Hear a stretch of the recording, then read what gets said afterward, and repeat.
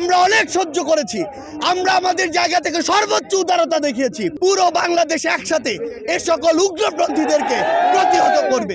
থেকে একটা কথা স্পষ্ট বলতে চাই, এই বাংলাদেশের মুসলমান যারা রয়েছে শান্তিপ্রিয় মুসলমান, এই বাংলাদেশের মুসলমান যারা রয়েছে তারা যেমন নিজেদের ধর্মের প্রতি তাদের সহানুভূতি রয়েছে, অন্যান্য ধর্মের যারা রয়েছে তাদের প্রতিও তাদের সহানুভূতি রয়েছে।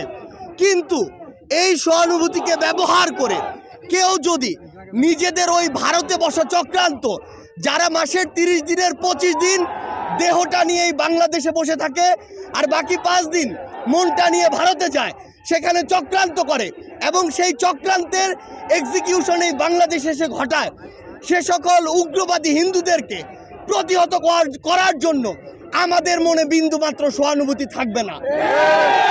আমরা আমাদের জায়গা থেকে স্পষ্ট করে বলতে চাই, আমরা অনেক সহ্য করেছি। আমরা আমাদের জায়গা থেকে সর্বোচ্চ উদারতা দেখিয়েছি। আমরা দেখেছি এই অভ্যুত্থানের পূর্বে কারা কতটুকু এই অভ্যুত্থানকে সমর্থন করেছিল। আমরা দেখেছি এই বাংলাদেশ থেকে শেখ হাসিনা পালিয়ে যাওয়ার পরে কাদের মন সবচেয়ে বেশি খারাপ হয়েছে। আমরা আমাদের জায়গা থেকে স্পষ্ট দেখেছি, যখন এই বাংলাদেশে অভ্যুত্থান পরবর্তী সময় একটি অস্থিতিশীল পরিবেশ হওয়ার কথা ছিল, তখন কিভাবে আমাদের এই মাদ্রাসার ভাইরা ওই মন্দিরে গিয়ে পাহারা দিয়েছে, কিভাবে 5ই আগস্ট রাতে সারা রাত ওই মন্দির পাহারা দিয়ে সকালে ফজরের নামাজ তার সামনে রাস্তায় পড়েছে।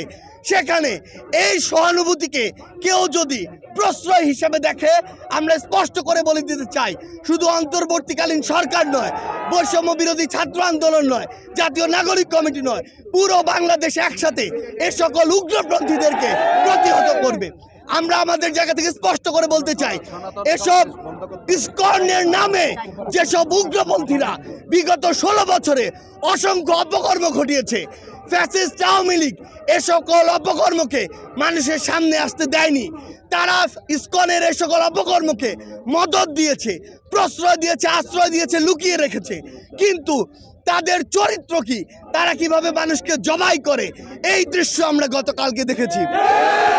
আমরা আমাদের জায়গা থেকে স্পষ্ট করে বলতে চাই, বাংলাদেশের মানুষ যেমন সকল ধর্মের প্রতি সহানুভূতিশীল, একইভাবে সকল উগ্রবাদীদের বিপক্ষে তাদের রক্ত গরম হয়ে সর্বোচ্চ অবস্থানে যেতে, তাদের বিরুদ্ধে দাঁড়াতে, তাদের প্রতিহত করতে বিন্দুমাত্র দ্বিধা করবে না। আমরা আমাদের জায়গা থেকে সরকারকে স্পষ্ট করে বলতে চাই, যারা আমার ভাইকে হত্যা করেছে তাদেরকে যদি গ্রেফতার করে দৃষ্টান্তমূলক শাস্তি না দেওয়া হয়, তাহলে পুরো বাংলাদেশের এই যে ছাত্র জনতা একসাথে সরকারের বিরুদ্ধে তাদের জায়গা থেকে প্রতিবাদ জানাবে। আমরা আমাদের জায়গা থেকে বলে দিতে চাই, যদি এই ক্ষেত্রে দৃষ্টান্তমূলক শাস্তি না হয়, তাহলে এটি হবে সরকারের বিচার ব্যবস্থার ক্ষেত্রে অন্যতম একটি ব্যর্থতা। আমাদের জায়গা থেকে স্পষ্ট কথা, এই যারা ইসকন নামের যারা এই উগ্রপন্থী একটি মনোভাব বাংলাদেশে ছড়াচ্ছে, হিন্দুত্ববাদী মনোভাব বাংলাদেশে ছড়াচ্ছে, তাদেরকে অবিলম্বে নিষিদ্ধ করে বাংলাদেশের স্থিতিশীলতার জন্য, শান্তিপূর্ণ পরিবেশের জন্য তাদেরকে অবিলম্বে নিষিদ্ধ করতে হবে।